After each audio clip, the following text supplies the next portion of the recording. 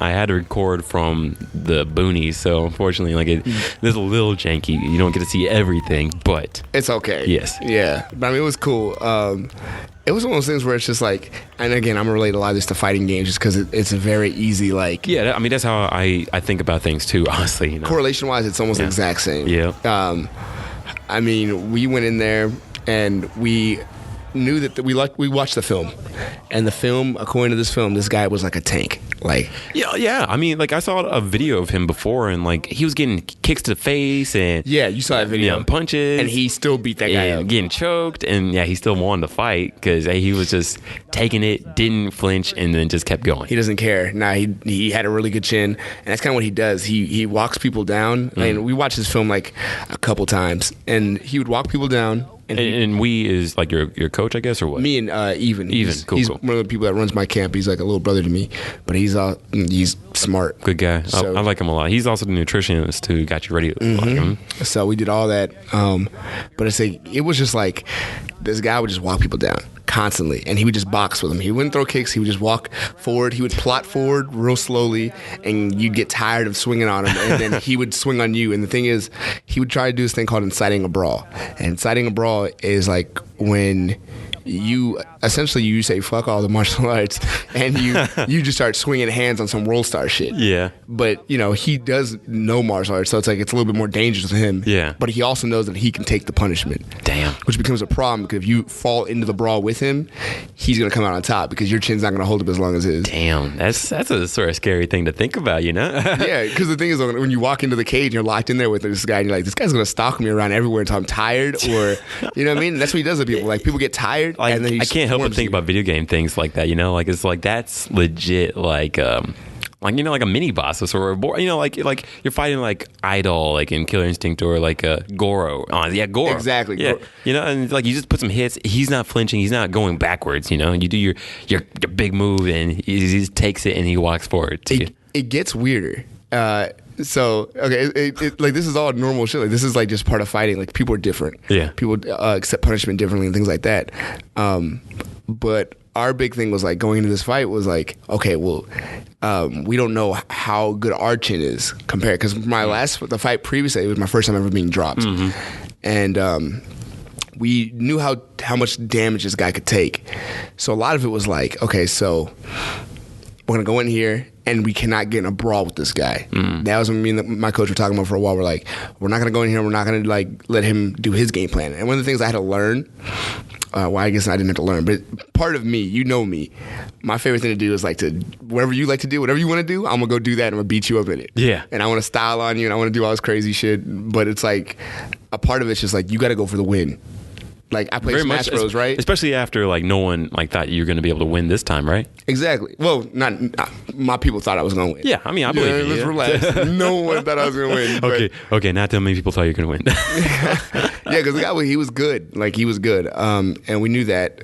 And it was one of the things where we were prepared, but we knew what he was good at. Yeah. His boxing was what he was good at, and his essentially his health bar. Yeah. So we're like, okay, we can't go in here. We can't try to outbox. We can't like just start trying to knock him out because he's never been knocked out before, ever. Wow. So we're like, do we want to waste our energy, put our resources, all our energy and cardio into trying to knock this dude out?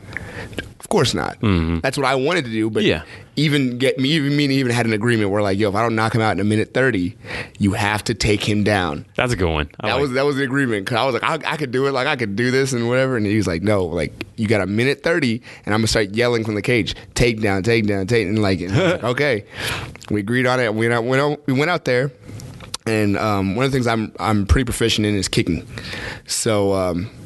I essentially, the way I like to break it down to people is like there's 3 different ranges, right? Yeah. There's the kicking range, and there's the boxing range, and then there's the clinch work, which is like the grappling.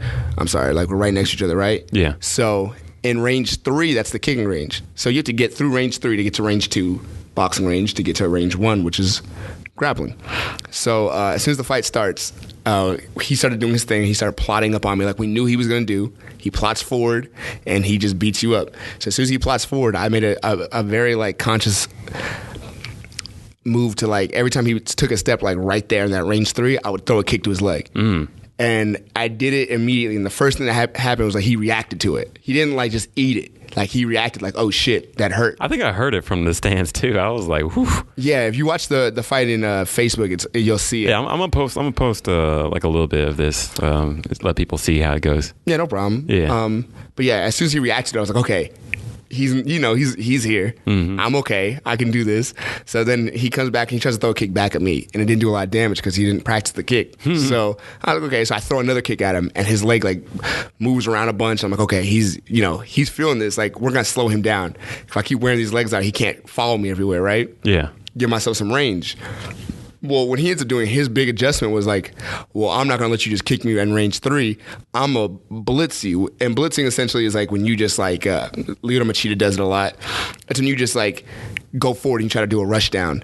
And you start trying to like do the thing we were talking about earlier, inciting brawls. He wants to get in a brawl with me because he thinks his chin can hold up against everybody. Yeah. Well, the thing he doesn't understand is that if by blitzing forward, by running forward like all, recklessly like that, you're running right through phase 2. Which is the boxing range, which is where he's supposed to be. So range 3, I'm kicking the hell out of you constantly. So you can't stay there. But in range 2, you keep running past it, trying to get into a fight with me. So you're running right past your range, you're running right into range 1, which is grappling range, which is where I consistently, I know I got the advantage.